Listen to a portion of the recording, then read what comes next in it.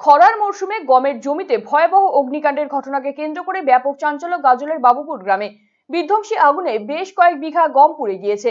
আর কয়েকদিন পরেই জমি থেকে গম কাটার কাজ শুরু হতো, কিন্তু হঠাৎ করে আগুন লেগে যায় গমের জমিতে। বিড়ির আগুন থেকে এই অগ্নিকাণ্ড বলে মনে করছে ক্ষতিগ্রস্ত গ্রামবাসীরা। আগুনে প্রায় 40 বিঘা গম ভস্মীভূত হয়েছে বলে জানা গিয়েছে। পরে দমকলের একটি ইঞ্জিন ঘটনাস্থলে পৌঁছে আগুন নিয়ন্ত্রণে আনে। এই ঘটনায় ফের গাজল দমকল কেন্দ্র নির্মাণের দাবি জোরালো হলো।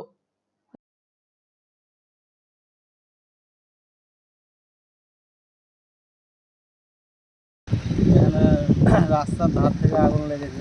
কি করে লাগলো আগুনটা?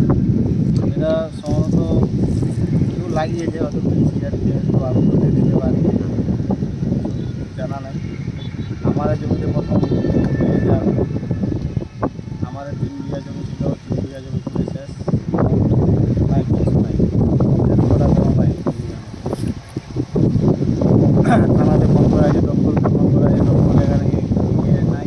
দক্ষিণ দিনাজপুর থেকে দমকল এসে তো মানে সব কিছু পুড়ে শেষ। প্রায় 40 থেকে 50 বিঘা জমি পুড়েছে এখানে। দমকল আসতে আসতে আমাদের গ্রামের লোক সবাই আমরা হাত দিয়ে করে সাহায্য করে বানো হয়েছে। যেহেতু কয়েক হাজার বিঘা গম ছিল, যাক মানে অল্পতেই বেঁচে গেছি আমরা। চাইছি যে এখানে গাজলে একটা হোক, দমকল হোক। গাজলে এখানে থাকলে আমাদের 10 থেকে 15 মিনিটের মধ্যে এসে পৌঁছে যাবে, বা যে কোনো আমাদের সাহায্য হবে।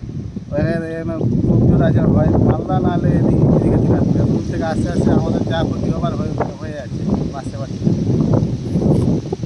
চাইছি যে কাছাকাছি ভালো হয়।